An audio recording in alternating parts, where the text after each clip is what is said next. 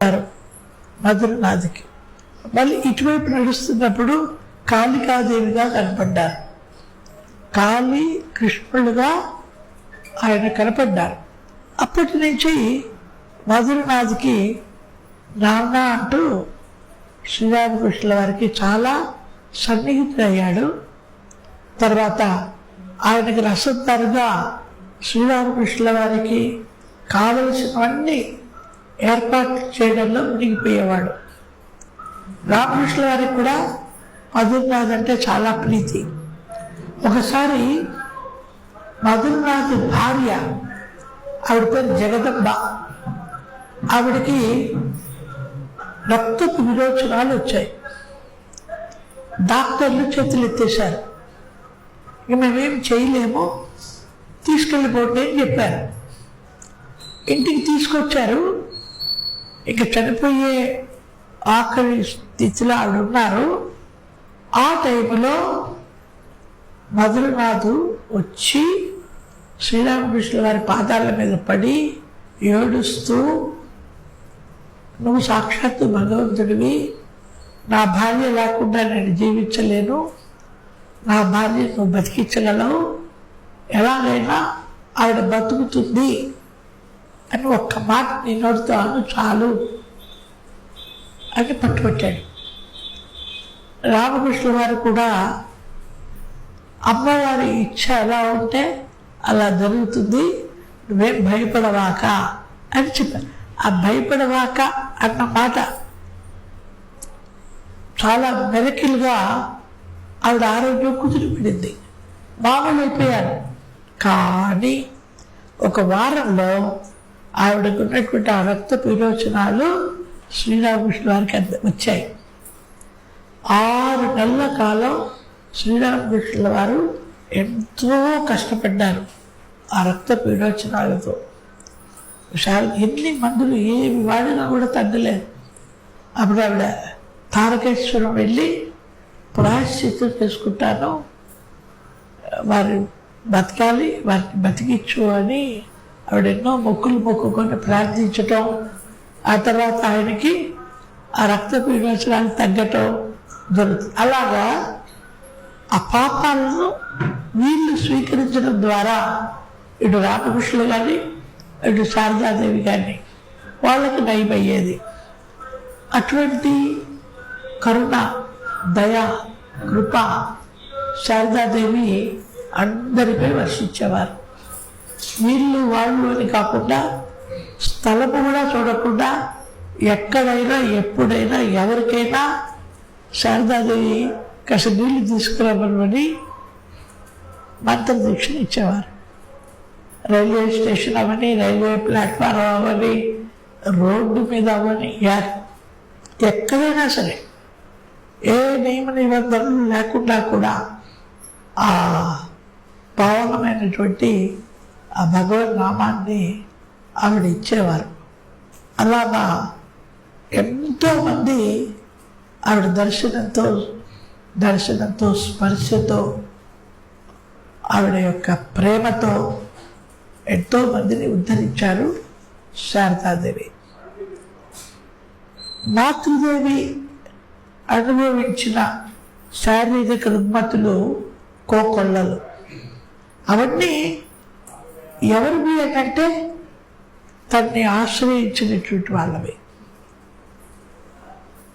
ఎంత శారీరక బాధని అనుభవించారో అది ప్రేమ అంటే. అయితే ఎన్ని రకాల రుగ్మతులైనా సరే ఆవిడ లెక్క చేసేవారు కాదు. అందరినీ సేవించడంలోనే ఆవిడ ఆనందాన్ని పొందేవారు.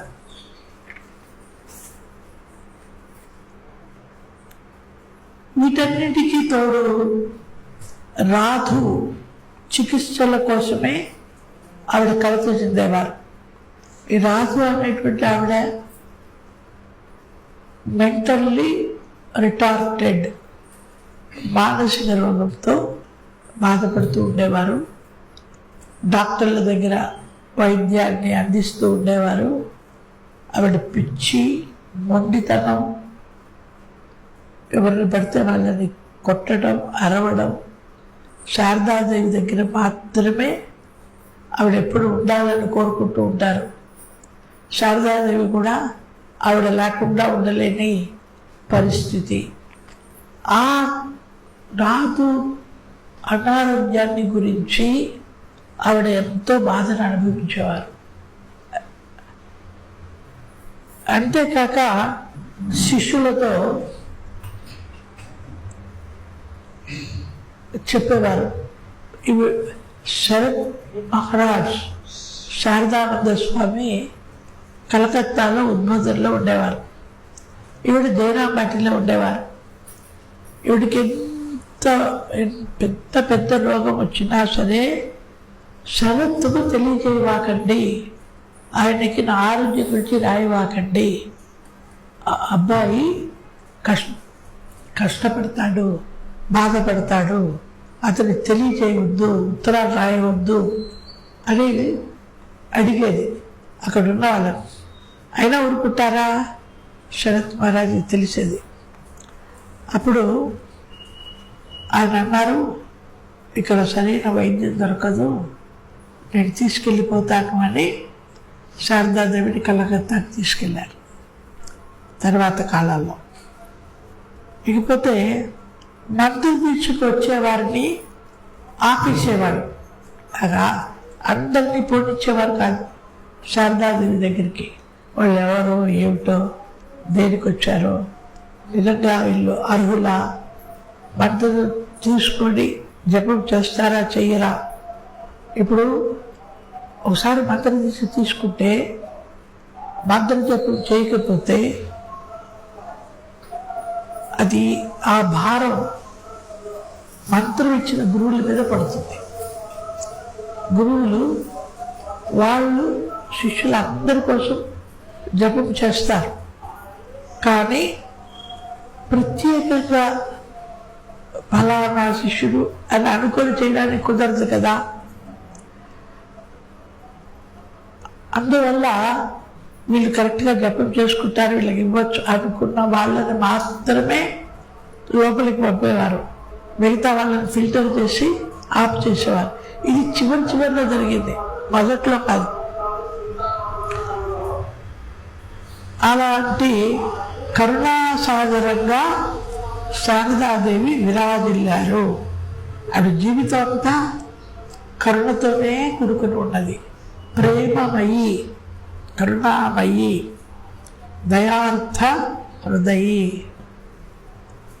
ఎప్పుడు కృపాకటాక్షం వర్షిస్తూనే ఉండేవారు శారదాదేవి.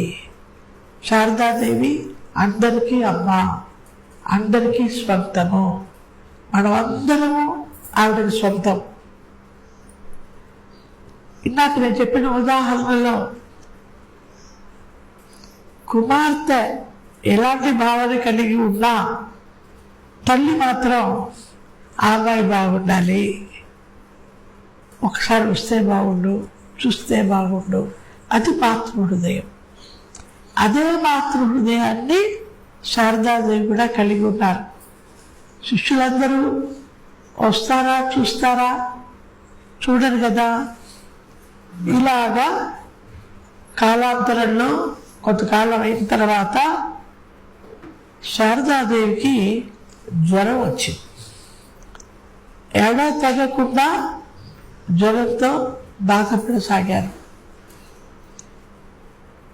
ఇందులో బహుశా మన చదువు దాంట్లో రావచ్చు, అయినా కూడా ఇప్పుడు మనం ఆవిడ ఆఖరి కాలాన్ని గురించి చదువుతున్నాం కాబట్టి ఒక సంఘటనను చెప్పుకొని ఇక్కడ ఏముందో చదువుకుందాం. శారదాదేవికి సేవకులు ఉండేవారు. ఎవరు? మొట్టమొదట యోగానంద స్వామీజీ, ఆయన శారదాదేవిని సేవించుకున్నారు. తర్వాత త్రిగుణాతీతానంద స్వామీజీ. ఆ తర్వాత ఆ బాధ్యతను శారదానంద స్వామీజీ తీసుకున్నారు. శారదానంద స్వామీజీ శారదాదేవి కోసం ఆవిడ సంతోషంగా ఉండాలి అని మంచి బిల్డింగ్ ఒకటి కట్టించారు. ఉద్బోధనలో 3 అంతస్తుల బిల్డింగ్ కట్టించారు. బోర్డంతా అప్పుతో అప్పు తీసుకొని కట్టించారు. ఇప్పుడు అప్పు తీర్చాలి అంటే ఎలాగా? ఏదైనా పుస్తకం రాద్దాము అని అనుకొని శ్రీరామకృష్ణ వారి జీవిత చరిత్ర పుస్తకాన్ని రాసి దాని రాయల్టీస్ వల్ల వచ్చిన డబ్బుతో అప్పు అంతా తీర్చేశారు. జైరాబాద్లో ఆవిడకి గుడి కట్టించారు. ఉద్బోధనలో ఆవిడ ఉండడానికి ఇల్లు కట్టించారు. తన సొంత కన్న తల్లిని ఎలాగైతే సేవించుకుంటారో అలా సేవిస్తూ ఉండేవారు. ఇంత చేస్తూ ఉన్నా కూడా శారదాదేవి ఎలా ఉంటారో శారదానంద స్వామికి తెలియదు, వివేకానందుడికి తెలియదు, శారదానంద స్వామికి తెలియదు, బ్రహ్మానంద స్వామికి తెలియదు, ఎవరికీ తెలియదు. ఎప్పుడు ముసుగేసుకొని ఉంటారు కదా. శరత్ మహారాజుకి ఒక కోరిక ఉండేది. ఏమిటి అనంటే వ్యక్తిగత సేవ చేయాలి అన్న కోరిక చాలా బలీయంగా ఉండేది శారదానంద స్వామిలో. వ్యక్తిగత సేవ అంటే ఆవిడ కాళ్ళు వత్తడం ఏదైనా కానీ చేస్తుంటే వ్యక్తిగత సేవే, కానీ ఆవిడకి ప్రత్యక్షంగా కాసేపు కాళ్ళు వస్తారని ఏదైనా అలాంటి సేవ చేయాలి అని మనస్సులో ఉండేది. అవకాశం ఎప్పుడు వచ్చేది కాదు.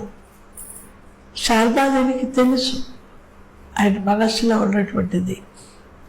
ఆవిడ ఒక 3 రోజుల్లో చనిపోతారు అనగా, శరీరాన్ని వదిలేస్తారు అనగా ఆవిడ విపరీతమైనటువంటి విషజ్వరం ఉండేది. ఆ విషజ్వరం కారణంగానే ఆవిడ శరీరాన్ని వదిలేశారు.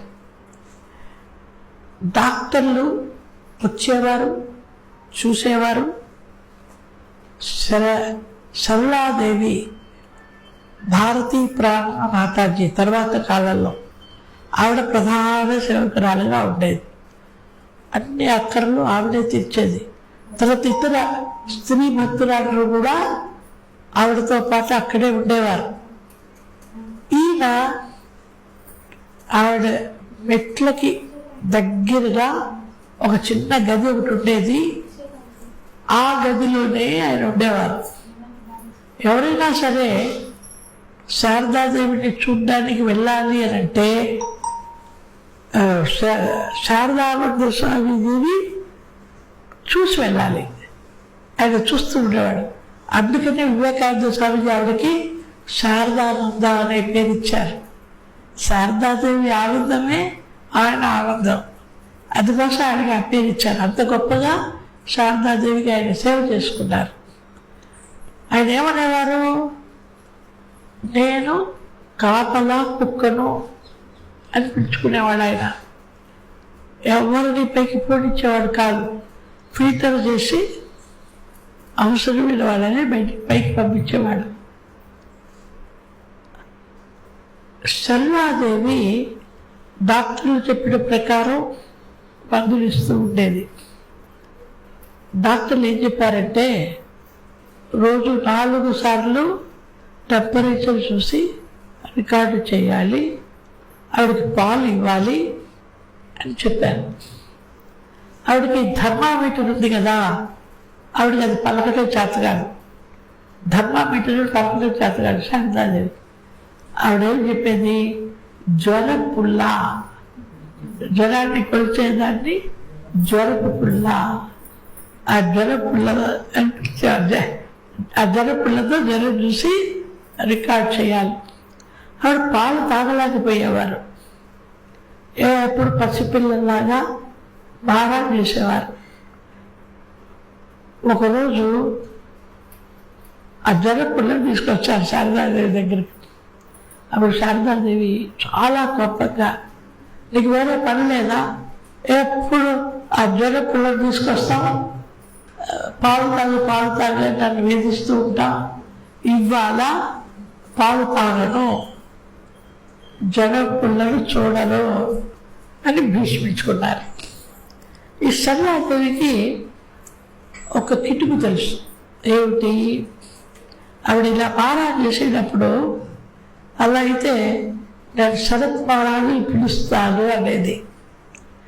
శరత్ మహారాజు చాలా భారీగా ఉంటాడు, చాలా భారీ విగ్రహం. ఆయన పాపం నడువుడు కూడా కష్టమే. ఆయన పెద్దవాడే కదా, నడవడం కూడా కష్టమే. ఆ మెట్లు ఎక్కి వెళ్ళాలంటే ఇంకా కష్టం. ఈవిడ ఎప్పుడైతే శరత్ మహారాజుని పిలుస్తాను అని అన్నారో అప్పుడు ఆవిడ ఏం చేసేది, ఆ అబ్బాయికి ఎందుకు కష్టం, సరేలే ఇవ్వు అని ఆ పాలు తాగేది. కానీ ఆ రోజు మాత్రం మీరు పాలు తాకపోతే నేను శరత్ మహారాజుని పిలుస్తాను, పిలుచుకో. శరత్ అంటే నాకేమన్నా భయమా? రాని, నేను ఇప్పుడే డిస్మిస్ చేయమని చెబుతాను, నువ్వు నాకేం చేయక్కర్లేదు, వెళ్ళిపోవు. శరత్ చెప్పి నేను ఇంటికి నువ్వు చేస్తాను అని పెద్దగా అరిచింది.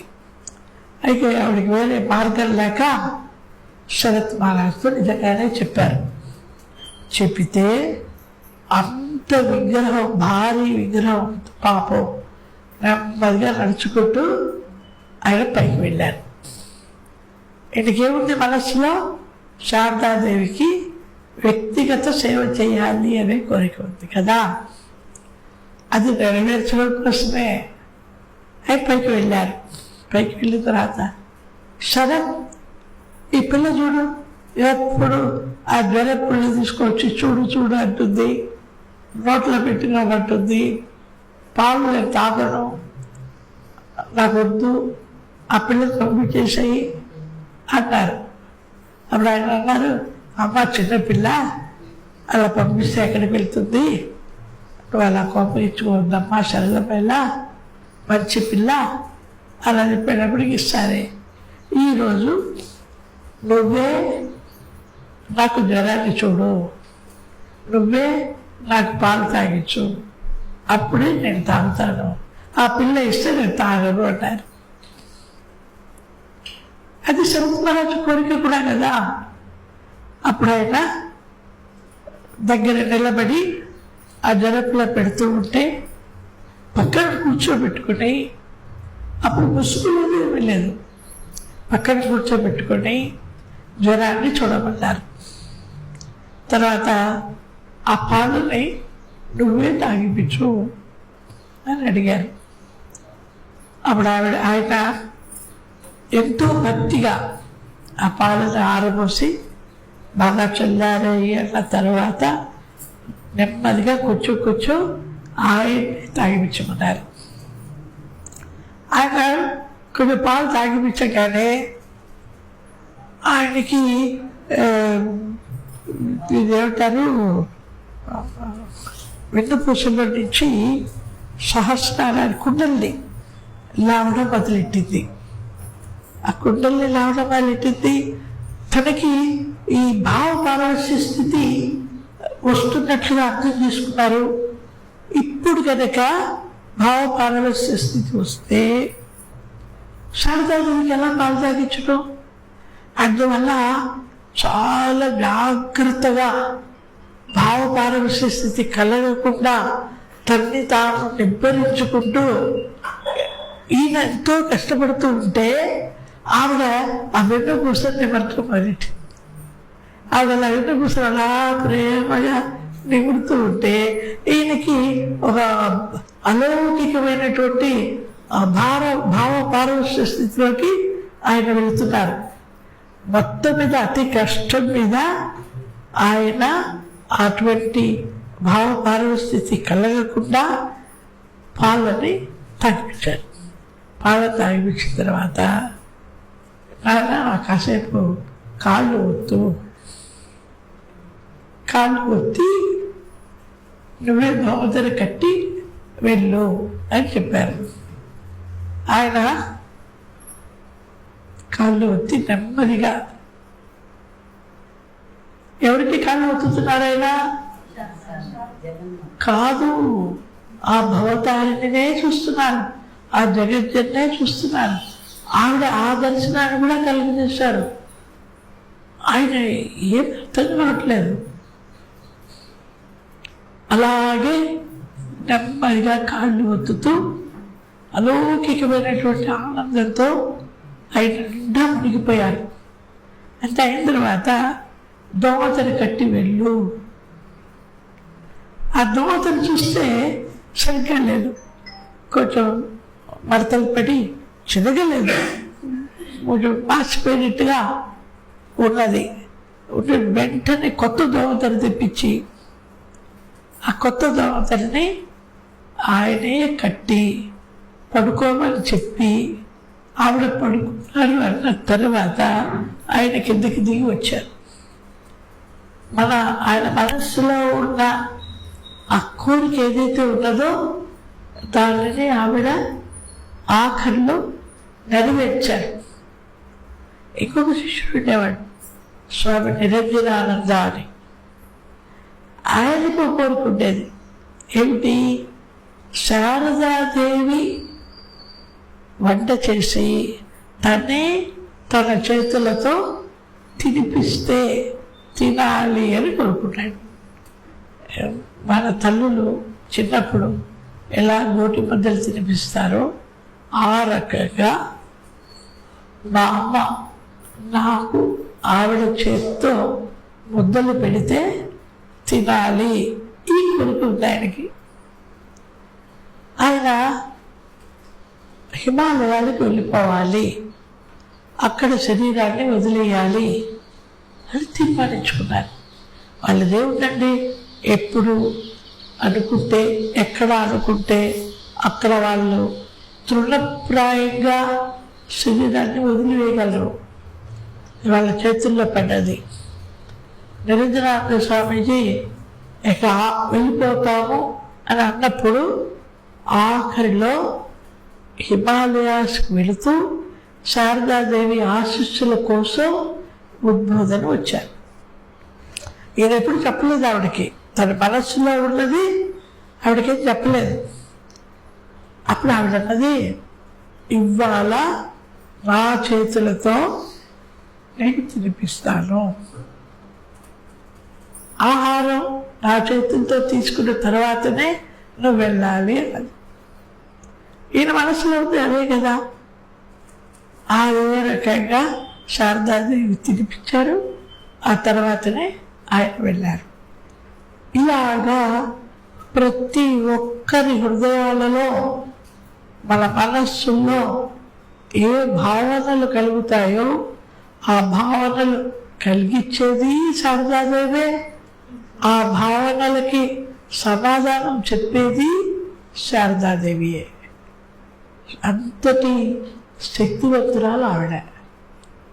సామాన్యమైనటువంటి ఇప్పుడు ఉంటాం, ఏదైనా కొన్ని గుళ్ళకు వెళ్ళాం అనుకోండి, చాలా ప్రత్యక్షం అండి, చాలా మహిమగల దేవత అండి, ఆవిడ దగ్గరికి వెళ్ళి అడిగితే ఏ కోరికలైనా తీరుతాయండి ఇలా అంటూ ఉంటాం కదా.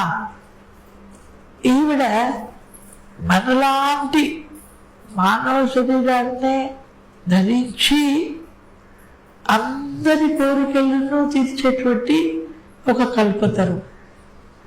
శ్రీరామకృష్ణుల వారు కూడా కల్పతరువే. అయితే ఆయన ఎలాంటి కల్పతరువు? ఇచ్ఛా కల్పతరువు, ముక్త కల్పతరువు కాదు, ఇచ్ఛా కల్పతరువు. ఇచ్ఛా కల్పతరువు అంటే మామూలు కల్పతరువు అయితే మనం ఏది కోరుకుంటామో అది నెరవేరుతుంది. ఇచ్ఛా కల్పతరువు అంటే ఆయన ఏది మనకి యోగ్యమైనదో దాన్నే ఇస్తాడు, మనకి హాని చేసి ఇవ్వడం ఆయన ఇచ్ఛ. అందుకని ఆయన ఇచ్ఛా కల్పతరువు. అజ్ఞానంతో మనం ఏవేవో కోరుకుంటాం, అవన్నీ నెరవేరవు.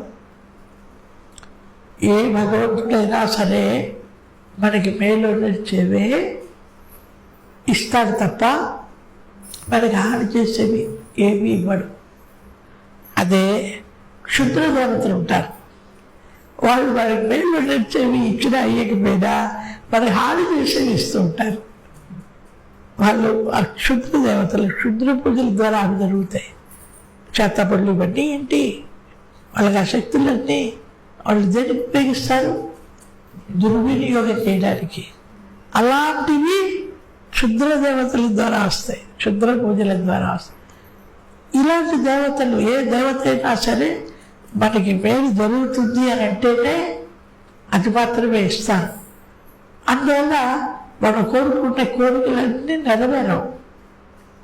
నెరవేరకపోతే నమ్మకం అవుతుంది. ఇదంతా మన మూర్ఖత్వం. మంచిది కోరుకుంటే ఎందుకు నెరవేరం, నాకు ఇదే ఆఖరి జన్మ, మళ్ళీ నేను రాకూడదు, నాకు ముక్తిని ప్రసాదించు, నాకు జ్ఞానాన్ని ప్రసాదించు, వైరాగ్యాన్ని ప్రసాదించు, భక్తిని ప్రసాదించు, ఇవన్నీ ఇస్తారు భగవంతుడు. ఇది మనం జ్ఞాపకం పెట్టుకోవాలి. ఏ దేవత అయినా సరే, ఏ దేవుడైనా సరే నరాలను అందుకనే ఏమంటారంటే, నువ్వు ఏది కోరుకుంటే అది ఇస్తాడు భగవంతుడు, ఏది కోరుకోకపోతే అన్నీ ఇస్తాడు. అంటే ఆయనకి ఉద్దేశం, నాకు ఏది మేలు జరుగుతుందో దాన్ని ఇవ్వు అని అంటే మనకి ఏది జరుగుతుందో అది ఆయనే ఆలోచించి మరి ఇస్తారు. తెలియగల వాళ్ళ లక్షణం. ఇప్పుడు శారదా ఆ సంఘటన చెప్పిన తర్వాత శారదాదేవి జీవితంలో ఉన్న విషయాన్ని చదువుకుంటాం. కోల్పోరా నుండి వచ్చారు శారదాదేవి. ఇప్పుడు ఈయన ఉన్నారు శరత్ మహారాజు, ఇక్కడ అలా ఆరోగ్యానికి సరిగ్గా సేవలు అందవు, ఉద్బోధన నాతో వచ్చేయనంటే ఆవిడ సరే అన్నారు. ఇక పుట్టింటికి వీడ్కోలు పలకాలి. పుట్టింటికి వీడ్కోలు పలకటం తేలికేనా? తేలికండి? అవదలేదు, అందుకని అడుగుతున్నాను. ఆవిడ ఇక వెళ్ళిపోవాలి, మళ్ళీ ఇక పుట్టిల్లు లేదు, ఏమీ లేదు, వదిలేసి వెళ్ళిపోతున్నారు. అందుకని ఆవిడ ఏమనుకున్నారంటే కోల్పరా కూడా వెళదాం. కోల్పరా అంటే 8 కిలోమీటర్ల దూరం, అక్కడ ఒక ఆశ్రమం ఉంది, ఆ ఆశ్రమం కూడా చూద్దాం. ఎప్పుడు తరచూ ఆవిడ అక్కడికి వెళ్తూ ఉండేవారు, ఆ కోల్పర ఆశ్రమానికి. ఆ ఆశ్రమంతో ఆవిడకి అవినాభావ సంబంధం ఉంది. అందుకని కోల్పర వెళ్ళి, కోల్పర నుండి వచ్చిన తరువాత శారదాదేవి ఆరోగ్యం ఆందోళనకరంగా తయారైంది. అప్పుడప్పుడు జ్వరం రావడం కూడా మొదలైంది. అక్కడ వైద్యులు ఏమీ చేయలేకపోయారు. అందువల్ల మాతృదేవిని శారదానంద స్వామీజీ ఫిబ్రవరి 24వ తారీఖు, ఫిబ్రవరి 1920 ఫిబ్రవరి 24వ తారీఖు, ఆవిడ జూలై వరకు జీవించారు. ఫిబ్రవరిలో అక్కడికి వెళ్ళారు. మార్చ్, ఏప్రిల్, మే, జూన్, జూలై 5-6 నెలలు ఆవిడ అక్కడ ఉన్నారు. ఆ తర్వాత చనిపోయారు 20 మధ్యలో. ఫిబ్రవరి 24వ తేదీ మంగళవారం. మంగళవారం బయలుదేరతారా పుట్టింటి నుంచి? ఆవిడ మంగళవారం బయలుదేరారు. మాతృదేవి బయలుదేరేటట్లు ఏర్పాట్లు చేశారు. మంగళవారం బయలుదేరిందండి ఆవిడ పుట్టింటి నుంచి. వెస్ట్ బెంగాల్లో మంగళవారం తప్పులేదు, శుక్రవారమే బయటికి వెళ్ళకూడదు. మనకి శుక్రవారం వెళ్ళరు, మంగళవారం వెళ్ళరు. అక్కడ మంగళవారం వెళ్ళవడు, శుక్రవారం వెళ్ళవడు. కొన్ని తేడాలు ఉంటాయి కదా. ఇవన్నీ కూడా చాలా జాగ్రత్తగా పాటిస్తారు శారదాదేవి. ఎందుకంటే అందరూ నేర్చుకోవాలి కదా, ఆవిడే పాటించకపోతే ఎట్లా? తర్వాత సెలవు తీసుకునే ఉద్దేశంతో ఏమో బయలుదేరడానికి 1-2 రోజుల ముందు సింహవాహిని ఆలయానికి వెళ్ళారు. సింహవాహిని ఆలయం గురించి మనం చెప్పుకున్నాం. అక్కడ మృత్తిక, మట్టి అన్ని రోగాలను తగ్గిస్తుంది. అందువల్ల సింహవాహిని ఆలయానికి వెళ్ళారు. అలా వెళ్ళి రావడంలో బాగా ఆయాసపడ్డారు. కొంచెం దూరం నడవాలి. కొంచెం దూరం అంటే ఎంత, ఒక పర్లాంగే చాలా ఆవిడకి. ఆయాసపడిపోయారు. బయలుదేరే రోజు ఉదయం ఆవిడ చిన్నప్పటి నుంచి స్నానం చేసేటువంటి పుణ్యపుకు అనే చెరువు ఉంది. ఆ పుణ్యపుకు కొలనులో దిగి మెట్లపై కాలు దారి కింద పడ్డారు. ఆవిడ పాపం అసలే నడవలేకపోతున్నారు. కాళ్ళ నొప్పులు, కుంటుకుంటూ నడుస్తున్నారు. కష్టపడి శివవాహిని దేవాలయానికి వెళ్ళి వచ్చారు. అలసిపోయారు. అయినా పుణ్యపుక్కూరులో కాళ్ళు కడుక్కొని వెళదాము అని కలిగింది ఆవిడకి. ఏదో చిన్నప్పటి నుంచి